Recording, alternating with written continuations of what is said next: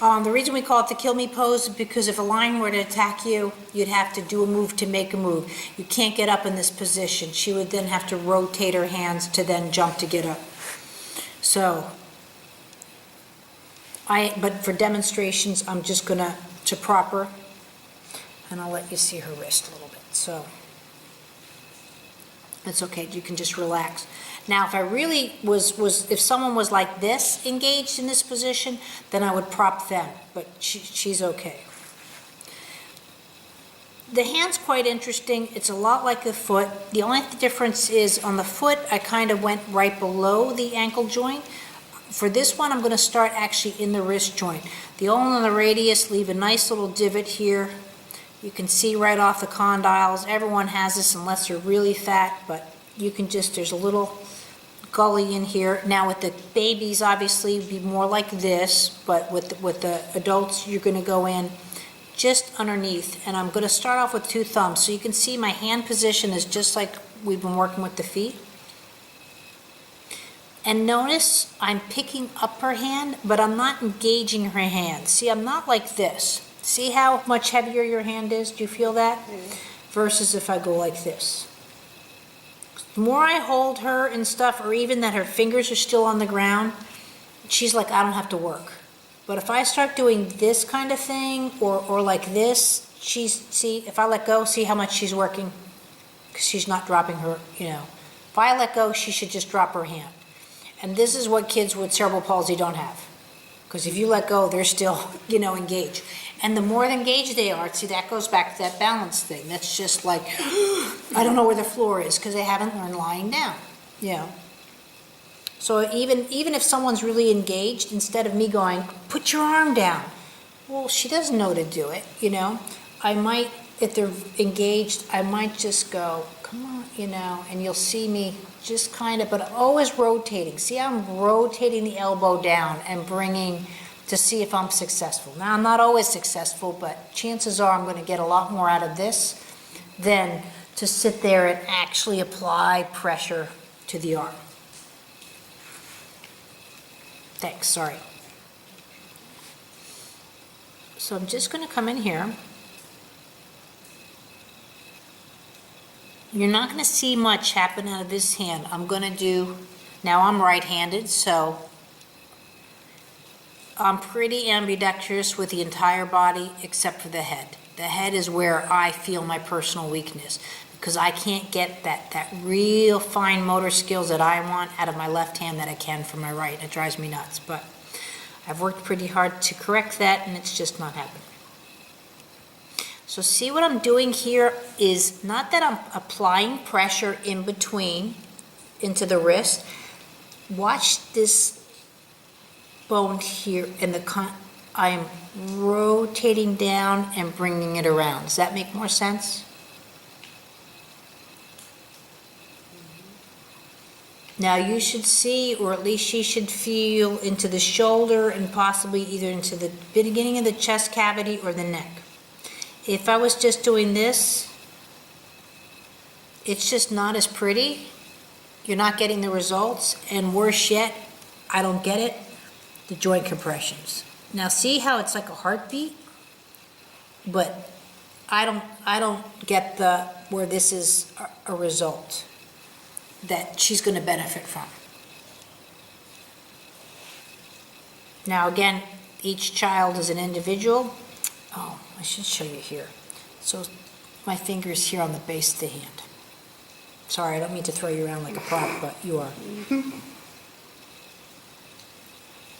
But see how now the fingers are already extended, working on extension. Now what if, because with Keanu he usually Right. keeps it, and his left arm especially, it's always up. Then you can prop yourself in a way to get to here. So if his arm's already up, you might be doing this from his head Maybe even lying or on his from his stomach. side or whatever, that it's more available, that you can see how I have a direct hit. I wouldn't be sitting here working on her or over there. I want that availability, but same thing, if I was to do this lesson now with Nikki, I would be sitting here. So I would just adjust myself around their As if system. it's still bent up. And so It this doesn't one's matter. bent, then you'd be here. Right. So like if Shannon was sitting on my lap and I could actually still work, I know it's not the ideal, Yeah. but I could work on her Right. hand and sitting on my lap. But what I try to do, see, by having the whole hand here, see, so go into like more CP. So grab your hand and see how the wrist one bends. What people try and do is this, and pull. See, I get the hand here. I might apply a little bit of tension to strip, but my intention is still that rotation through the wrist.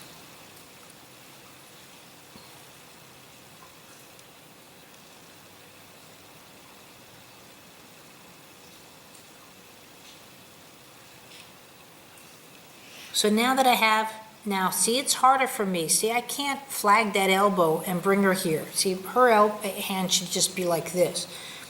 For whatever reason, she's locking up right about here and right in here. But that's fine. This is quite nice, but it's not ideal because now this is even a force for her to come here. Now again, because she's cognitive, all I have to do is say it and she might change immediately. But again, for a nonverbal, but I'm keeping this thumb here still on the wrist, and now I'm moving down.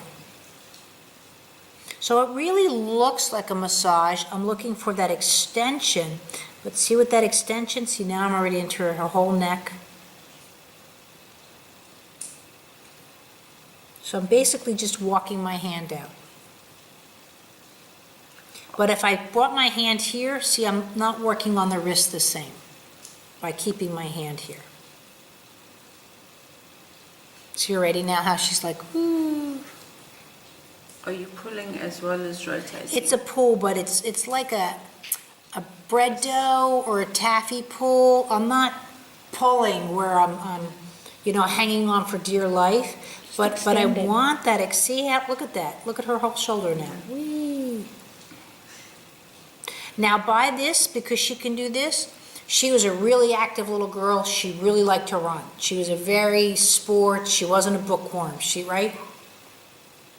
Did you run around as a kid, as a little girl? Yes. Yeah. Because see, it's in her system. She just needed a reminder, right? But if I had a very docile person or someone that doesn't have a movement vocabulary, I'm not going to suddenly get in their wrist spinning.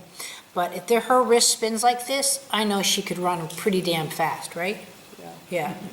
Because when you're running, your wrist has to, if you lock up your wrist, you're not going to have a fast ass. You know what I mean? It's all connected. So if she ran, she could throw, run, jump, because I can tell right here by her wrist.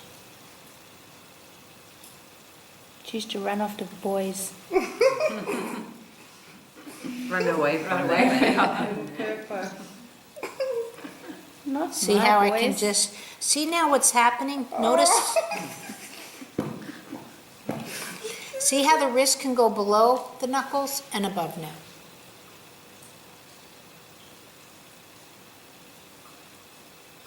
The rotation's much tighter. And also that I can throw the hand. So now she's not as engaged. So these are things now, I'm doing again a quickie, but all you're doing right now, so it's up and around, down, it's a pretty big circle. Now again, if you had someone with CP, you might be just sitting there doing 1/16 of an inch. But if you can take a 1/16 of an inch and go to a 1/4 of an inch, you're now making changes. So, and again, like with Shannon at lunch, she was sitting there crossing midline, manipulating a bag. Well, we haven't worked on those skills, but she's putting them together just because she can. So now I can bring the thumb out. Now this is a bit more advanced, but see how I'm rotating the thumb?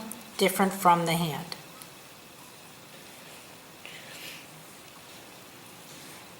So that would be quite a good kind of place to get, especially with our kids, because often their fingers in. Well, so you first wanna of all, get them there. kids with special needs, like even that she's doing like high five and stuff, and again, I don't mean to pick on her or whatever, but they're not learning extension because they haven't learned crawl. Yeah. Crawl is when the hand goes to reach out. That's it. But it actually starts with nursing. When a baby plays with the chest cavity, You know what I mean? That's when they're starting to learn that. Also, what's important about nursing is because they're learning pronation and all of that with the head movement. Now, that being said, nursing didn't happen, you got NICU, you've got whatever, but it's important to, even a child being fed is only being fed by someone's right hand in most cases. It's very difficult for the caretaker to flip the child, but look at what you're getting with the head rotation. So if you look with a lot of special needs kids, they can kind of look one way, and a lot of it can just be set up from just the way they've been fed. But again, the more variation, the better. So if anybody wants to feel up this wrist versus her other one, bring your one hand up. So just lift your one hand, and now lift your other hand. Do you notice the difference? Yes.